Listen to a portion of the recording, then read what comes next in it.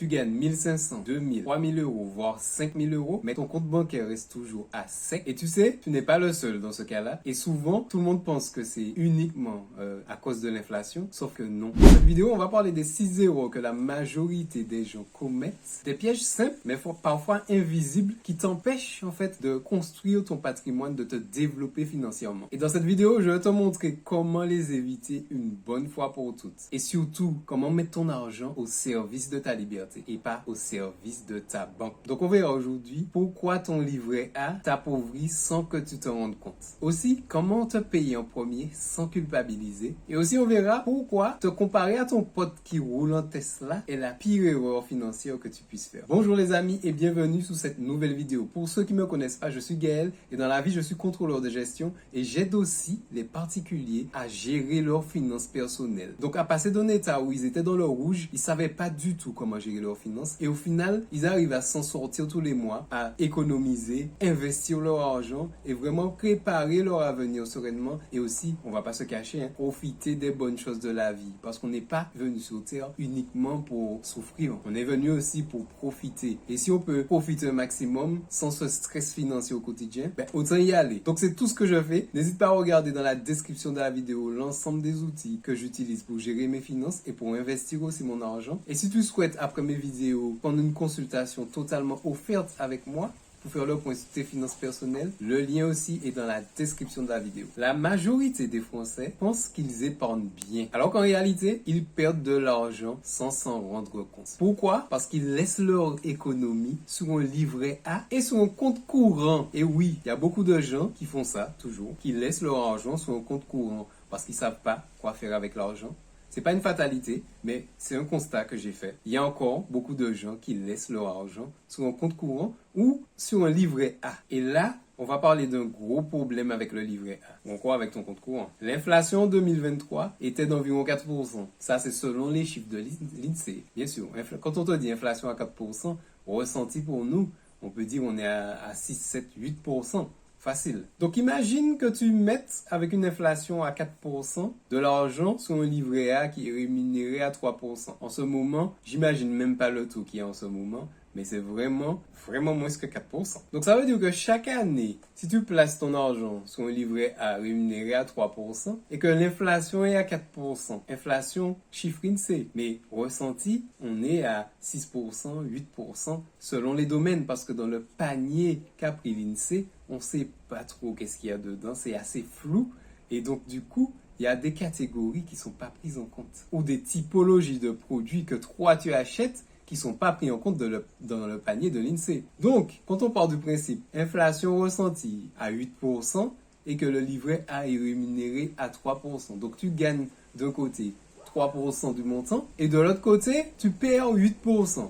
Le calcul est vite fait. En plaçant votre argent sous le livret A, vous perdez de l'argent. Donc ça, c'est l'erreur numéro 1.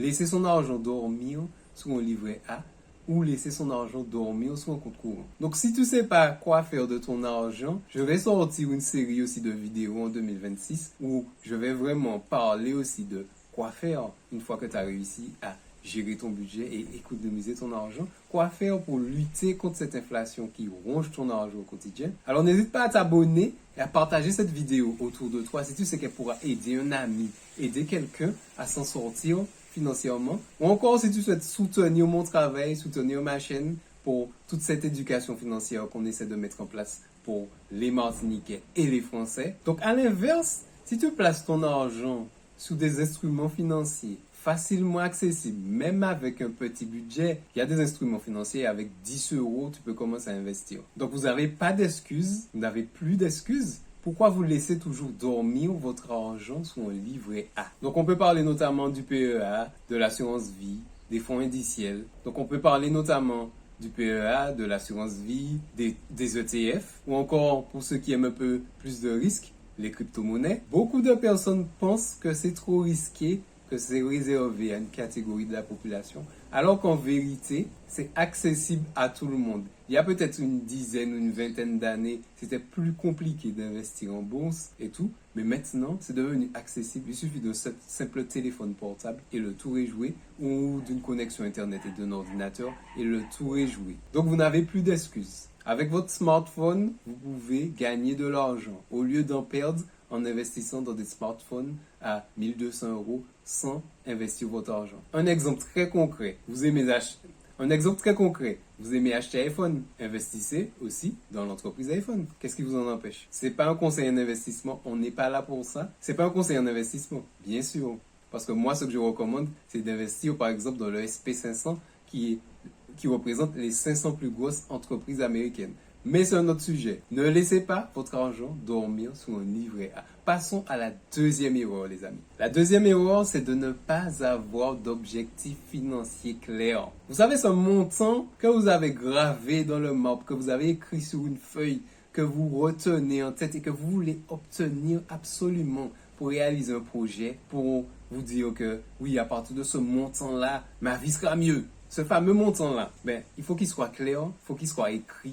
Il faut que vous puissiez le visualiser et que dans votre esprit, ça soit clair. Parce que sans objectif clair, en fait, tu vas beaucoup travailler, tu vas beaucoup transpirer, mais au final, tu n'arriveras à rien. Parce que l'argent, une fois gagné, si tu ne sais pas que faire avec, si tu ne sais pas comment le gérer, comment l'économiser, si tu n'as pas d'objectif clair, du coup, Apple aura un objectif pour toi, Coca-Cola aura un objectif pour toi, Samsung aura un objectif pour toi, BMW aura un objectif. Et n'oublie pas que sans but précis, c'est quasiment impossible de tenir dans la durée. Puisque imagine-toi la scène, tous les matins tu vas travailler et puis tu mets 100 euros de côté, 200 euros, mais tu n'as pas de but précis. Donc résultat, tu ne vas pas vouloir maximiser ton épargne pour atteindre l'objectif plus vite. Tu vas pas vouloir ce mois-ci épargner parce que bon, c'est pas grave, il y a l'anniversaire de Tati Jacqueline et tout, on doit faire une fête. Et tout, un barbecue, tout ça, faudra ramener du champagne, etc.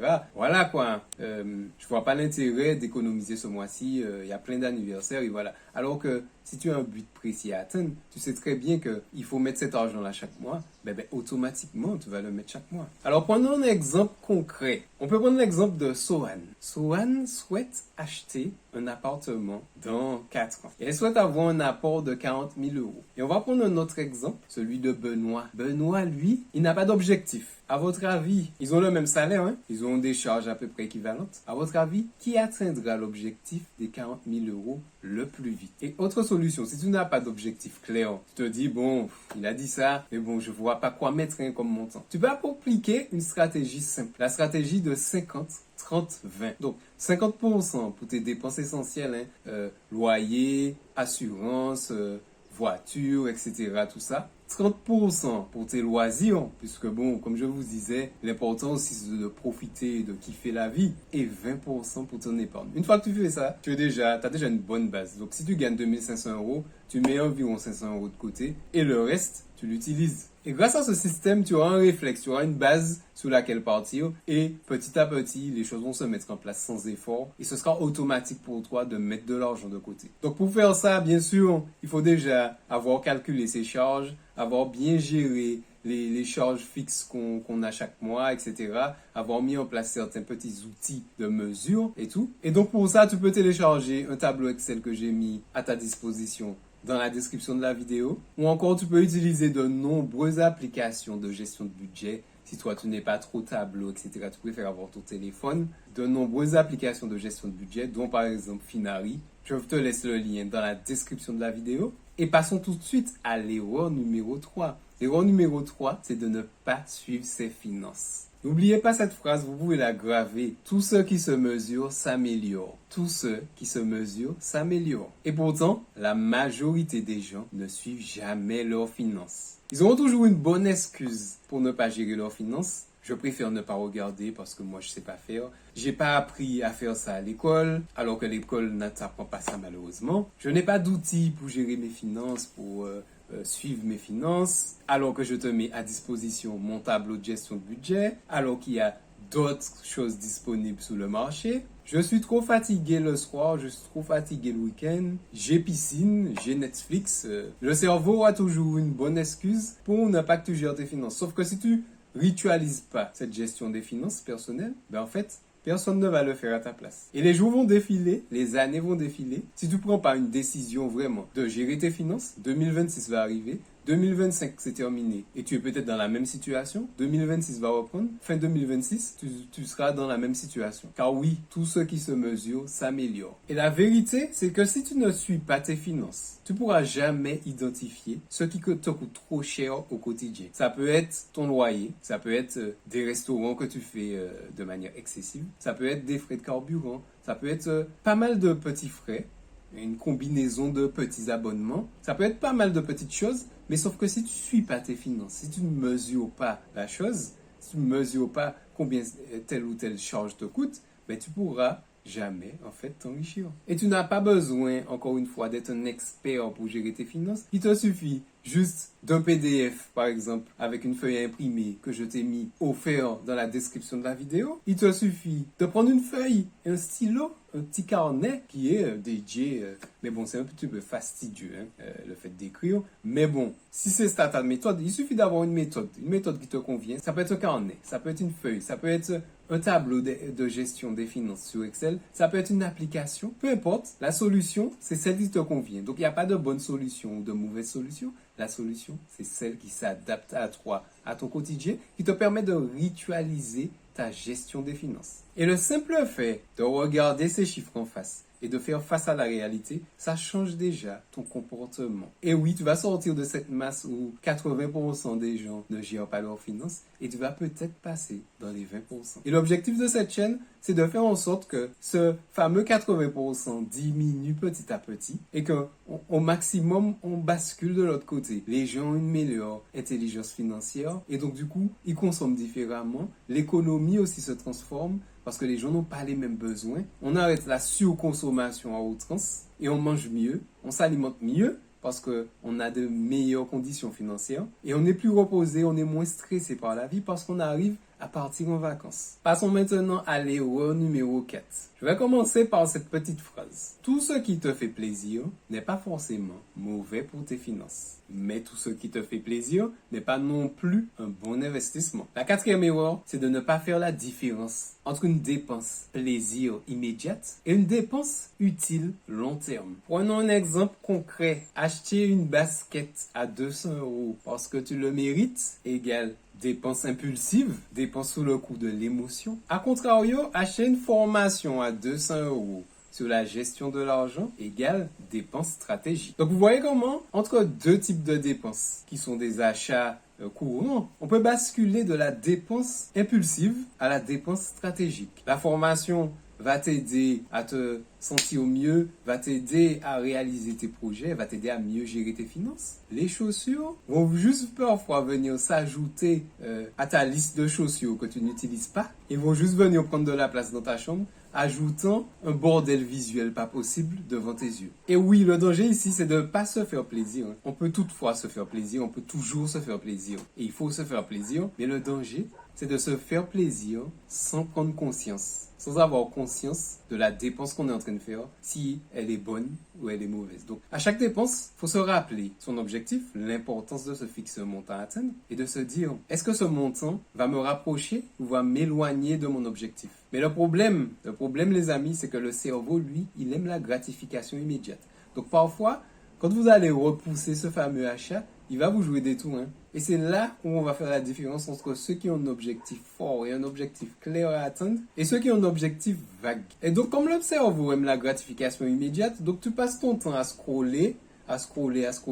Résultat, tu commandes des pizzas parce que tu n'as pas fait à manger, tu as passé ton temps à scroller. Tu achètes des glaces parce que tu n'as plus d'énergie et que ton cerveau veut prendre une dose de sucre. Tu cliques au final sur une publicité de vêtements parce que après une heure de scroll, ton cerveau est HS et en fait là tu es vraiment sous le coup de la gratification immédiate et de l'effort court terme. Et un mois plus tard, tu te rappelles même plus que tu avais commandé ce vêtement-là et il arrive, le facteur te livre le vêtement. Oh, je l'avais commandé. Alors que si tu investis cet argent à contrario, au lieu de perdre cet argent en faisant un don à la compagnie qui vend les vêtements, au lieu de faire ce don-là, tu investis ton argent et là tu crées de la valeur qui va pouvoir te rapporter sur le long terme. Erreur numéro 5. Tu travailles dur, tu gagnes 1000 euros, 2000, 3000 euros, 5000 euros, mais à la fin du mois, tu as dépensé 90%, 99% de ton salaire. Et il te reste quasiment rien. Pourquoi? Parce que tu fais ce que 90% des gens font. Ils vont au travail, ils gagnent de l'argent, ils dépensent, et à la fin du mois, ils se disent, s'il reste quelque chose, je vais mettre de côté. Et souvent, tu te dis, bon, ben non, j'ai une bonne gestion, donc je vais pas dépenser trop ce mois-ci. Je vais essayer de me calmer, pas trop dépenser. Et puis, à la fin du mois, dès qu'il reste un truc, je vais mettre de côté. Et résultat, ils mettent quasiment jamais cette somme de côté. Ou l'univers va t'envoyer une bonne excuse pour dépenser cet argent. Et donc, prends conscience de ça aujourd'hui. Quand tu attends la fin du mois pour voir qu'est-ce qui te reste, ben il te reste jamais rien. Je vais tuer le suspense. En général, il te reste jamais rien. Parce que notre cerveau fonctionne comme ça. Si un argent est disponible sur ton compte courant, il est fait pour être dépensé. Il est considéré comme dépensable. C'est de l'argent disponible qui est là. T'as entendu le compte courant et tout. Il est branché, il est là. Le truc est courant, faut le dépenser. C'est pas de l'argent bloqué qui est là et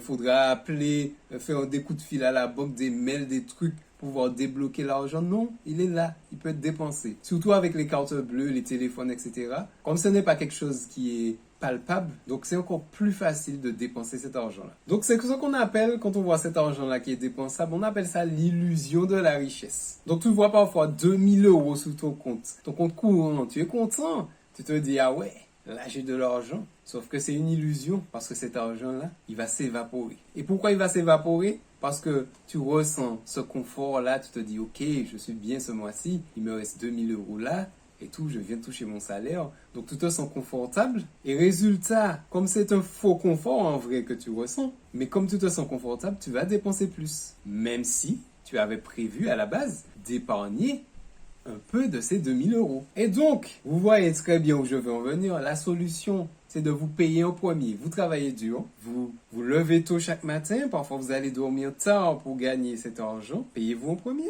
puisque c'est vous qui allez travailler. Donc une fois que votre salaire arrive, vos revenus arrivent, payez-vous et gérez le reste. Et bien sûr, autre phénomène, on a plus difficilement retiré de l'argent qu'on a mis à investir que de l'argent qui est sous le compte courant, puisque le compte courant, il va vous inciter à le dépenser. On passe maintenant à la 6e erreur. Donc si tu es arrivé jusqu'au bout de la vidéo, félicitations.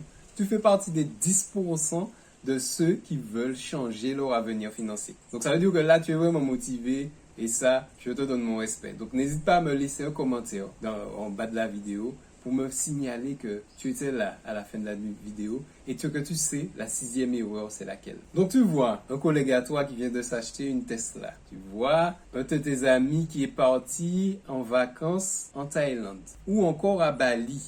Tu vois sur les réseaux sociaux une influenceuse qui dépense 2000 euros, qui s'achète des beaux bijoux. Et là tu te dis, s'ils peuvent se permettre, ben moi aussi. Tant pis pour ça, faut profiter de la vie aussi. Faut quand même se faire plaisir. Sauf que tu ne connais rien de leur réalité financière. Donc, tu peux avoir des gens qui ont emprunté de l'argent à la banque pour partir en vacances. Résultat, ils ont été en vacances, ils se sont endettés et ils doivent rembourser pour leurs vacances. Alors que les vacances sont terminées, ils sont en train de payer leurs vacances passées. Tu peux voir des gens qui font des beaux mariages et qui sont super endettés à la banque. Tu peux voir des gens qui ont des grosses voitures, mais vraiment des grosses voitures, mais qui sont à 2 doigts de la faillite de leur entreprise et qui ne payent pas correctement leurs salariés. Tu peux avoir tous les cas de figure, mais vraiment tous les cas de figure. Et c'est ce qu'on appelle l'erreur de perspective. Tu compares tes coulisses à leur façade. Et ça te pousse à vivre au-dessus de tes moyens. Car oui, je confirme, ça te pousse à consommer pour rattraper, pour essayer d'arriver au même niveau. Ça te détourne de tes objectifs réels. Mais la vraie richesse, ce n'est pas ce que tu montres, c'est ce que tu construis en silence. Et tu veux un chiffre qui fait réfléchir? Une étude a montré en 2022 que 56% des Français qui avaient des signes extérieurs de richesse étaient en galère financière.